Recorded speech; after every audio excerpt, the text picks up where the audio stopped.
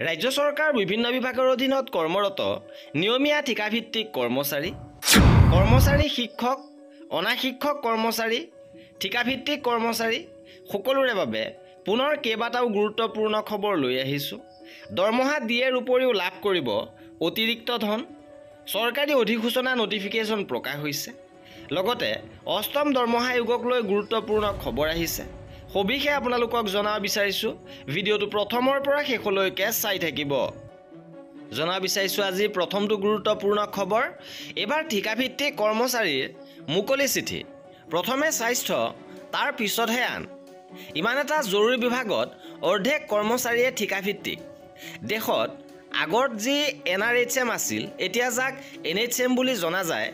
2005 চনৰ পৰাই সমগ্ৰ দেশত NHMে স্বাস্থ্যসেৱা আগবঢ়াই আহিছে। কেন্দ্ৰ চৰকাৰে ৰাজ্য চৰকাৰক ইয়াৰ বাবে বৃহৎ পুঁজি যোগান ধৰি আহিছে। ৰাজ্য চৰকাৰে নিজ ইচ্ছাৰে এই NHMৰ সমূহ কৰ্মচাৰী স্থায়ী কৰিব পাৰে আৰু প্ৰায় ৰাজ্যই এই কৰ্মচাৰীসকলক স্থায়ী কৰিছে। কিন্তু অসমত আজি আমি বেজী চেলাইন এৰি ৰাজপথত নিজৰ ভোকৰ বাবে প্ৰতিবাদ কৰিব লগা হৈছে। এয়া আচলতে আমাৰ লাজৰ বিষয় নহয়, বিকশিত পৰিৱৰ্তনকামী চৰকাৰৰ লাজৰ বিষয়।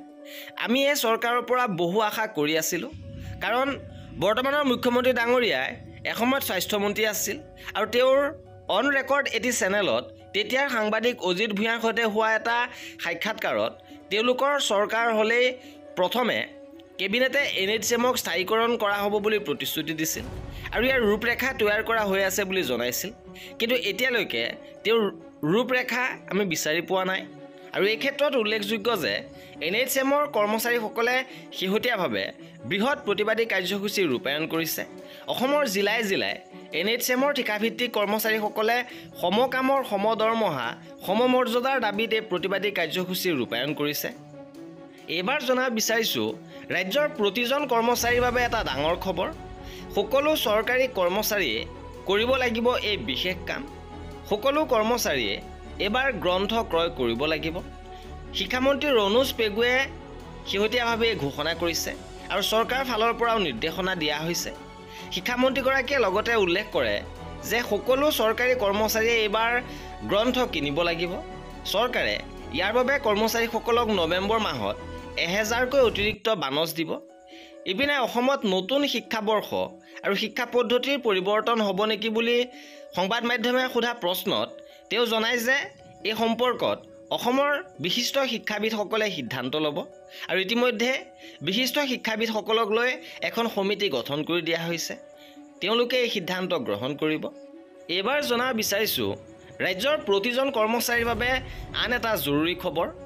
শেহতীয়াভাৱে মুখ্যমন্ত্ৰী লোকসেৱক যোজনাক লৈ কেইবাটাও গুৰুত্বপূৰ্ণ আপডেট আহিছে। কেছলেছ ট্ৰিটমেণ্ট মুকলি কৰা হৈছে। লগতে ৰাজ্যৰ ঠিকাভিত্তিক কৰ্মচাৰীসকলেও এই আঁচনিৰ আওতালৈ এতিয়া আহিব। ইপিনে এই সম্পৰ্কত যোৱা 7 নৱেম্বৰ তাৰিখে মেডিকেল এডুকেশ্যন এণ্ড ৰিচাৰ্চ ডিপাৰ্টমেণ্টৰ ফালৰ পৰা এখন নটিফিকেশ্যন প্ৰকাশ কৰিছে আৰু 25-26 বিত্তীয় বৰ্ষত মুখ্যমন্ত্ৰী লোকসেৱক আৰোগ্য যোজনাত কৰ্মচাৰীসকলৰ পৰা কৰ্তন হ'ব লগা অৱদানৰ নিৰিখ প্ৰকাশ কৰিছে।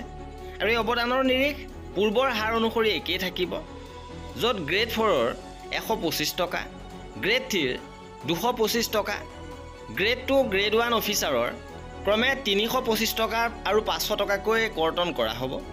ইপিনে শিক্ষকৰ চাকৰি নিয়মীয়াকৰণ সন্দৰ্ভত গুৰুত্বপূৰ্ণ সভা অনুষ্ঠিত কৰা হৈছে, কাৰণ শেহতীয়াভাৱে শিক্ষামন্ত্ৰী ৰণোজ পেগুৱে জনাইছে যে শিক্ষকৰ নিয়মীয়াকৰণ সন্দৰ্ভত শীতকালীন অধিৱেশনত ভাল খবৰ লাভ কৰিব। ইয়াৰ পূৰ্বে এই সভা অনুষ্ঠিত কৰিছে।